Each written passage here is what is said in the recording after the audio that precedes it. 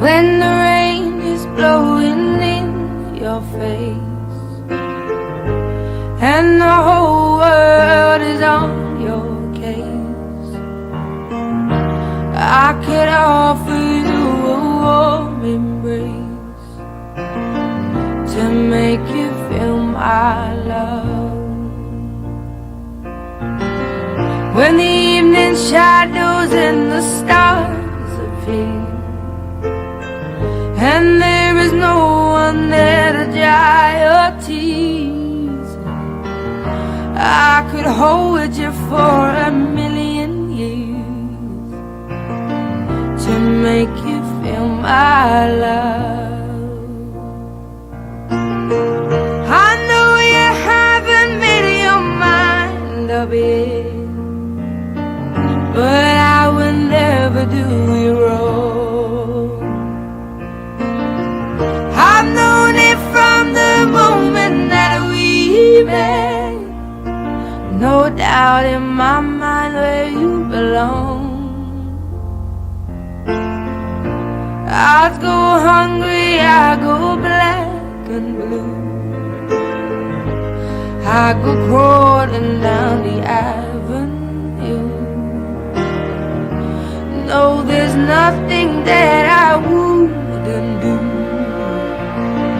to make you feel my love.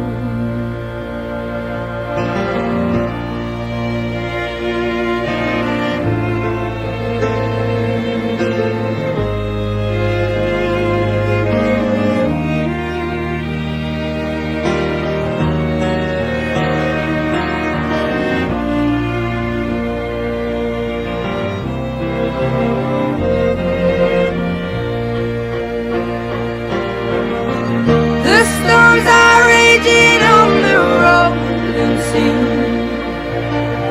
and on the highway of regret. The winds of change are blowing wild and free. You ain't seen nothing like me yet. I could make you happy, make your dreams come true. Nothing that I wouldn't do. Go to the ends of the earth for you to make you feel my love, to make you feel my love.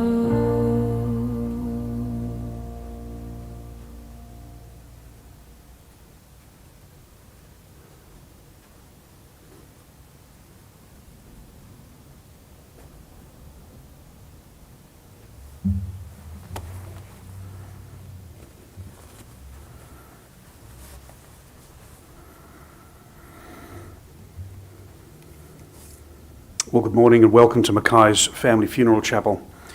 We gather here today as family and as friends of Karen Yvonne Back. We gather to mourn and to honour Karen, to express our sense of loss and sadness at her death. But at the same time, we gather here in thanksgiving for Karen's 37 years of life and love. And so in the wake of death, we gather in celebration of life, and we take this opportunity to acknowledge the time that we have enjoyed with Karen and she with us. Today we lay to rest her mortal body, and we do so through the medium of this service of remembrance and the tribute that we will pay her through eulogy, through song, through prayer, through our very presence here today, and through our own unique memories of Karen's life. These occasions are always fraught with a mixture of emotion, and for none more so than family and friends, nearest and dearest to Karen. You who knew her and loved her intimately. And I extend to you, David, and to Karen's family here in the chapel and those joining us on the live stream, my sympathy and my thoughts at this time. It is an occasion of mixed emotion because we are confronted by the reality of death, and the reality for you and for me that we too, like Karen, must one day make that same journey that she has to make at this time. And so today affords us opportunity not only to take stock of her life, albeit short, and her achievements, but to reflect on the good of her nature and of her example to us. And so as we prepare to commend her to God's eternal keeping, let us do so in that spirit of thanksgiving, mindful of the many and various ways that Karen has served you, her family, our community and society at large over many years.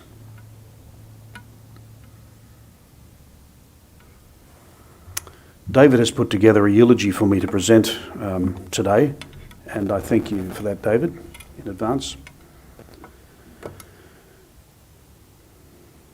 Kaz was born in Gosford Hospital on the 7th of August 1984. She started her young life in Davistown on the Central Coast.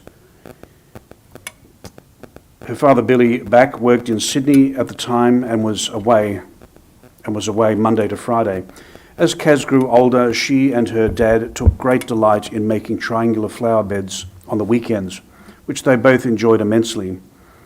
Billy bought a small aluminium boat and painted eyes on the hull of the boat. He would go out fishing and catch plenty of fish and the occasional lobster. Kaz loved her dad very much.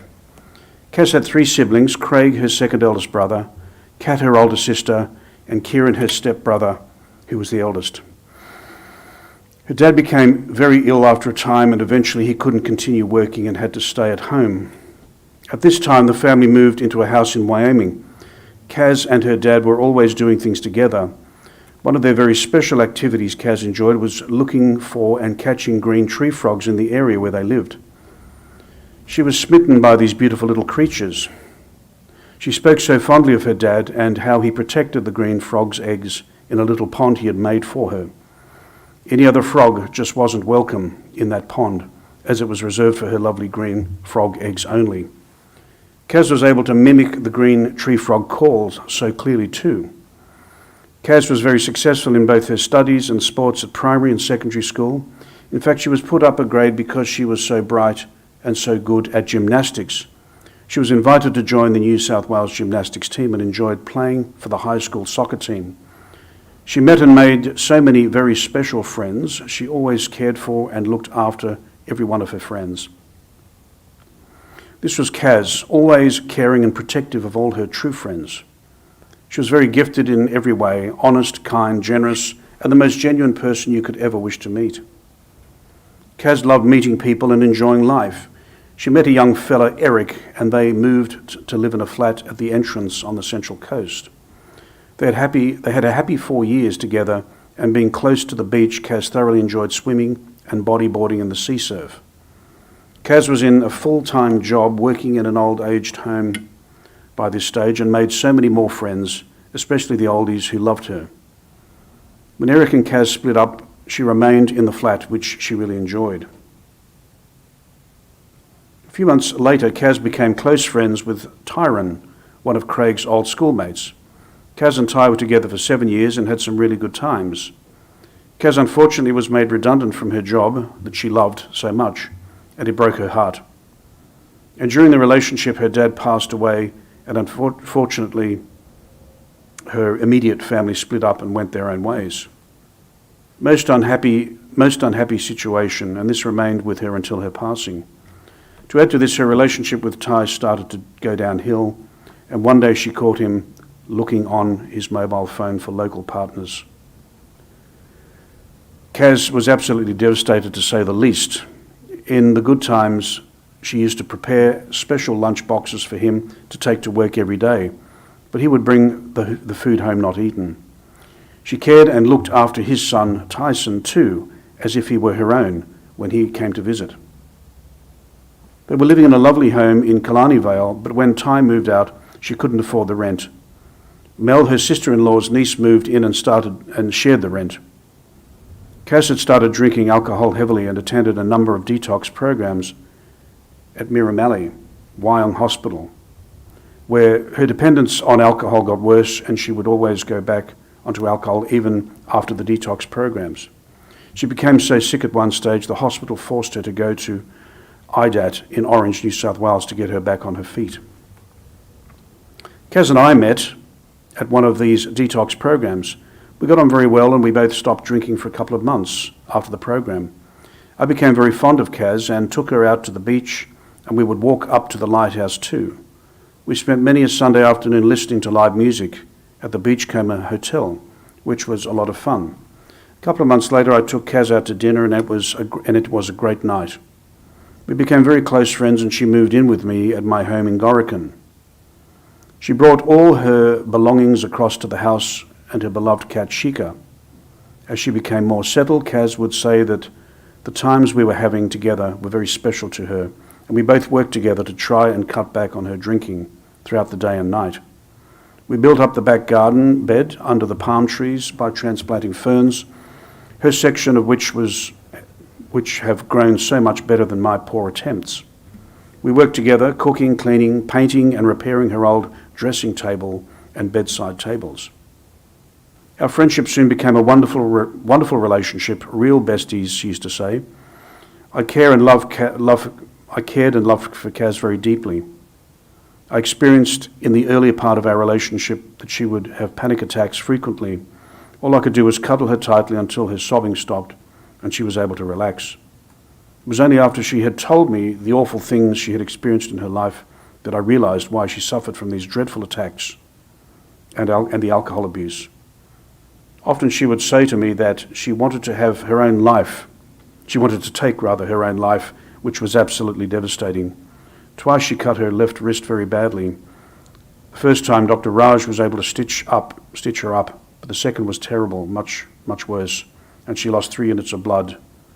And thanks to the head paramedic, he was able to stabilize her, as we thought we had definitely lost her for a few seconds. I had to place all the knives and the scissors out of her reach. She was rushed to Wyong Hospital and admitted to ICU, where she was given 3 units of blood.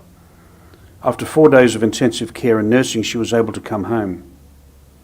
She was totally reliant on alcohol, and it not only affected her health, but her brain too. She developed brain damage in the cerebral cortex part of her brain, which was affecting her balance and eyesight.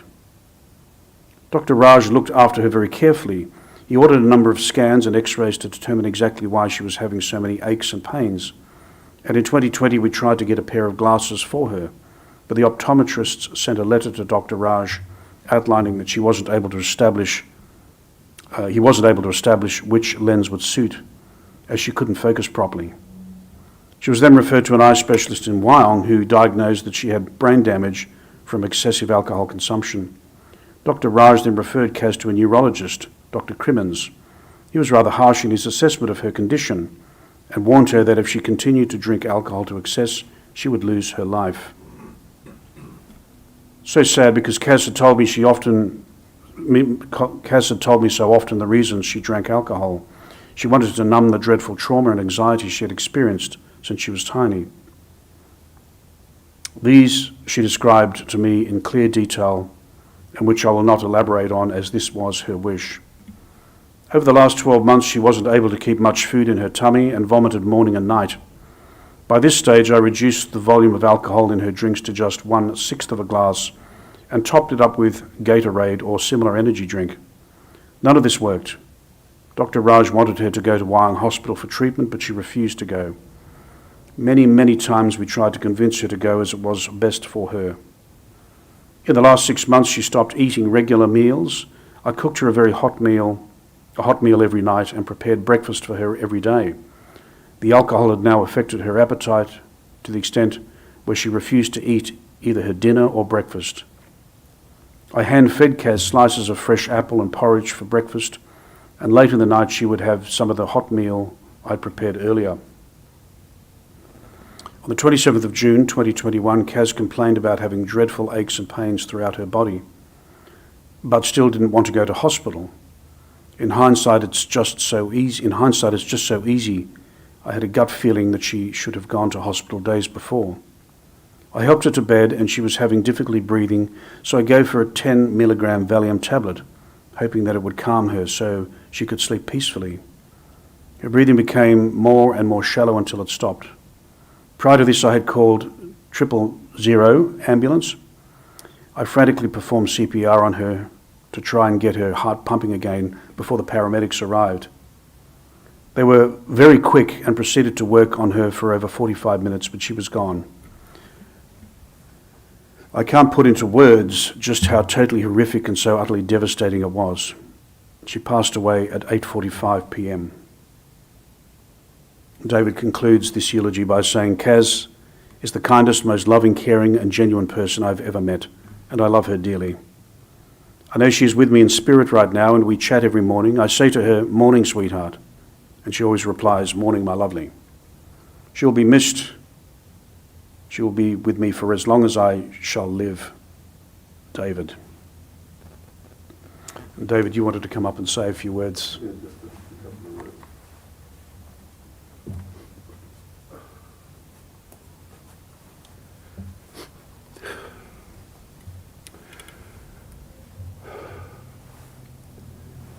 Cass was just a wonderful, wonderful person. She cared less of herself and more of others. She taught me a massive amount of humility, forgiveness, understanding.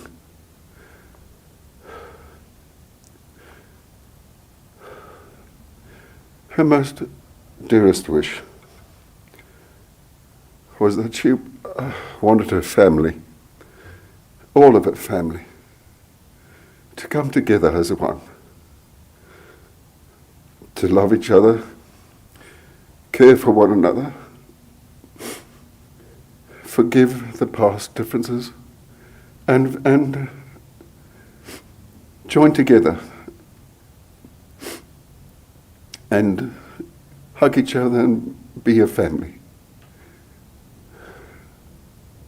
And I do believe that this is possible. And I just want to say that my final words in the eulogy were right. She is with me in spirit at all times, and she always will be.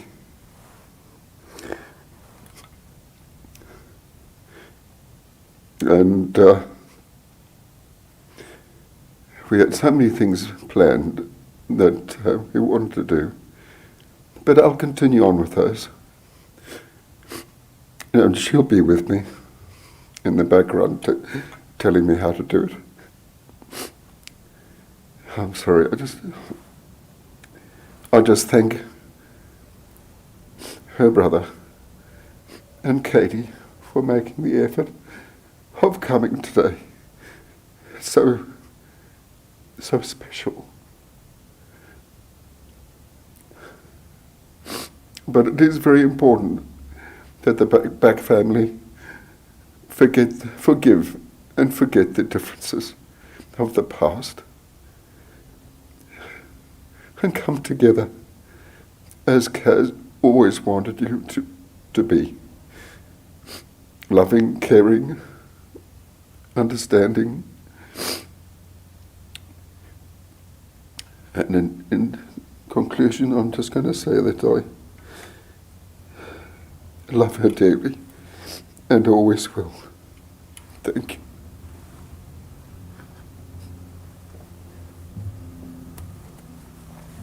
Thank you, David, for that. We now have a song to play just for reflection.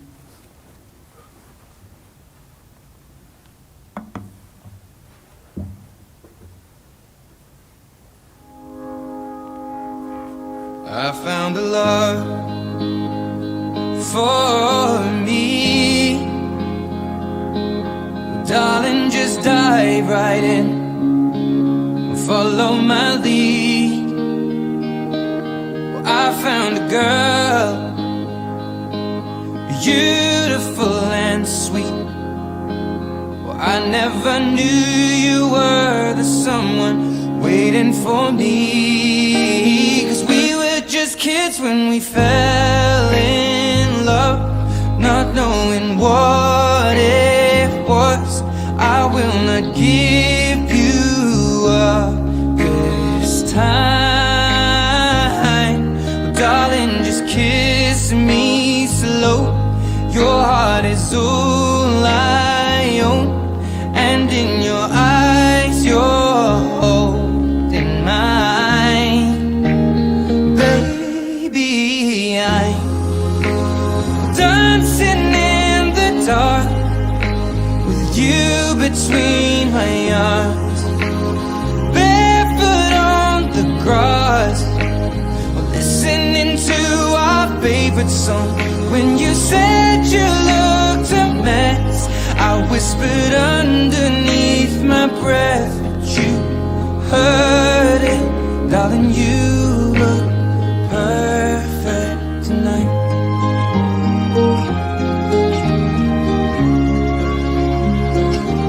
Well, I found a woman stronger than anyone I know.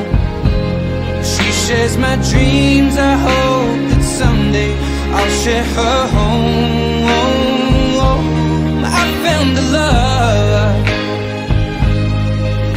carry more than just my secrets, to carry love, to carry children of our own. We are still kids, but we're so in love, fighting against all odds. I know we'll be alright this time. Darling, just hold my hand, be my girl, I'll be your man. I see my future in your eyes. Baby, I'm dancing in the dark with you between my arms, barefoot on the grass, listening to our favorite song. When I saw you in that dress, looking so beautiful, I don't deserve this. Darling, you look perfect tonight.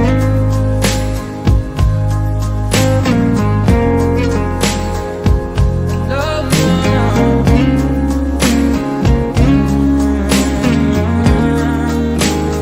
baby,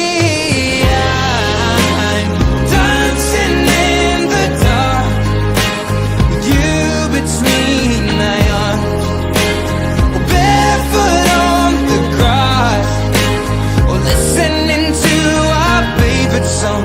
I have faith in what I see. Now I know I have met an angel in person, and she looks perfect. I don't deserve this. You look perfect tonight.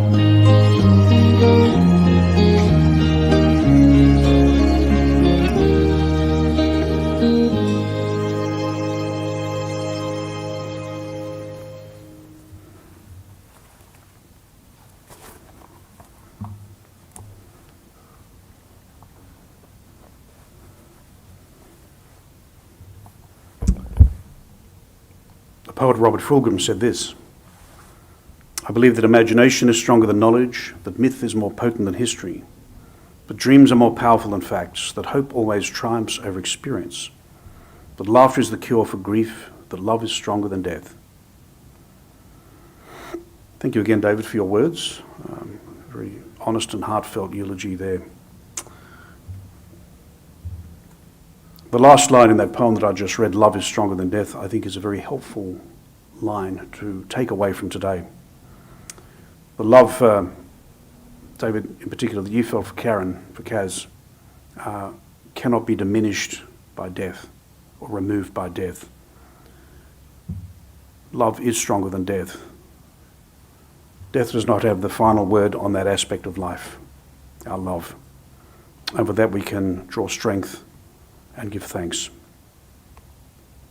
The very word that would define this gathering here today would be the word memory. We celebrate today Kaz's memory. Our memories are a sacred and unique gift to each of us. The memories of those we love, albeit they departed this life, are the very thing that sustain us through our grief and give us consolation and strength in the face of our grief and loss. So continue to celebrate Karen's memory, even in death. We remember Karen in death as we've known her and loved her in life. Let us now pause and take a moment just to reflect further on Karen's life and give thanks for the gift of knowing her. Despite the pain of loss, we remember the good times with Karen. Despite our emptiness and maybe a sense of fatigue, we remember the gift of Karen's life and the joy that you have shared with that life in all its uniqueness. Let us try and remember that death is not an end but a new beginning. And may we allow peace to flow through us, each of us, as we are filled with a sense of compassion for one another in our grief and sorrow. We come now to the final part of our service here for Karen. I'm just going to have a few reflective moments in prayer.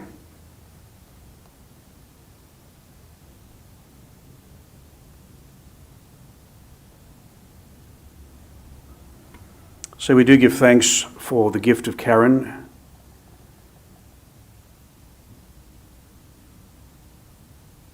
For her life. We thank you for the joy of knowing her. We thank you for the gift of her life, for all that she has given to us, for all that she has shared with us, for her love for us and our love for her, for all that she has been in this life, and for all that Karen will continue to be and indeed become through our sacred memories of her. Bring us with Karen and all your children to the fullness of life you promise, and look with favour on all who mourn, especially David and Karen's family, but casting all their cares on you, sorrow may be turned to joy. Amen. Our Father who art in heaven, hallowed be thy name. Thy kingdom come, thy will be done on earth as it is in heaven. Give us this day our daily bread, and forgive us our trespasses, as we forgive those who trespass against us. Lead us not into temptation, but deliver us from evil. For thine is the kingdom, the power, and the glory, forever and ever. Amen. As we now come to this moment of farewell, we know that part of our grief may be regret for things done or left undone, words said or never said, or moments that never happened. This is the time to lay aside all those regrets and simply to honour the generous spirit of Karen. It's hard to imagine any of us would want regret carried into our future. So as we now go forward from this chapel, let us do so in a spirit of peace. We know that to love someone is to risk the pain of parting. We know that not to love is never to have lived. The grief you now experience is the honouring of your love for Karen. Let us take a quiet moment in the silence of our hearts to make our own personal and private farewell to her.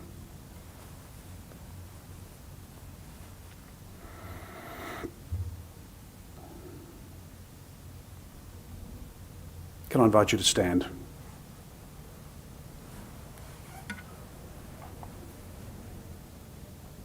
Karen, your life we honour, your departure we accept, your memory we cherish, in grief at your death, but in gratitude for your life, and for the privilege of sharing it with you. We thank you, as we here commit your body to be cremated, earth to earth, ashes to ashes, dust to dust, as we commit your very being to all that is eternal in God. Amen.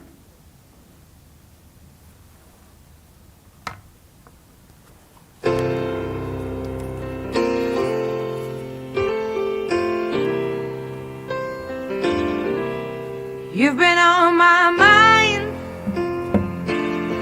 I grow fonder every day, lose myself in time, just thinking of your face. God only knows why it's taken me so long to let my doubts go. You're the only one that I want. I don't know why I'm scared. I've been here before. Every feeling, every word, I've imagined it all. You never know if you never try to forgive your past and simply be mine.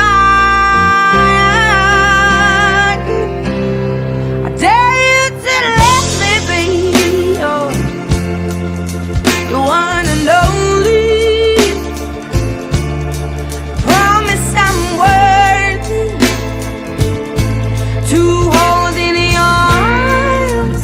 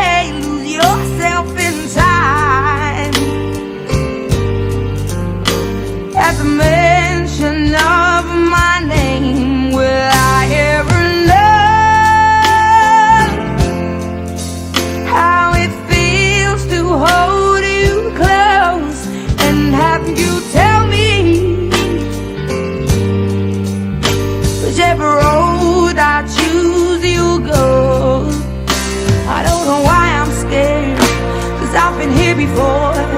Every feeling, every word, I've imagined it all. You never know if you never try to forget your past and simply be mine. Dare you to let me be the one and only. I promise I'm worthy to hold in your arms. So come on and give me the chance to prove that I'm the one who can walk that mile until the end starts.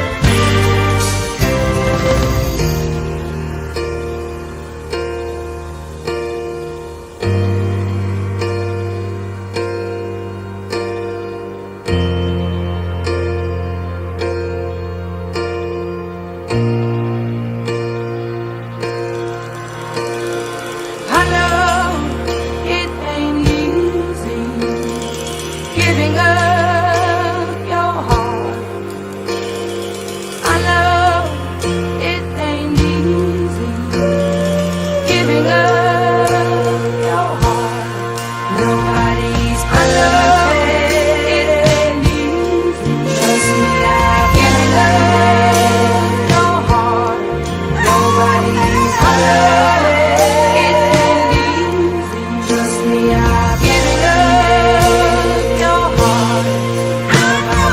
I know it ain't easy. Trust me, I've given up your heart. Nobody's perfect. It ain't easy. Trust me, I've given up your heart. So I dare you to let me be the one and only. I promise I'm worthy to hold in your arms. So come on and give me the chance to prove that I'm the one who can walk that mile until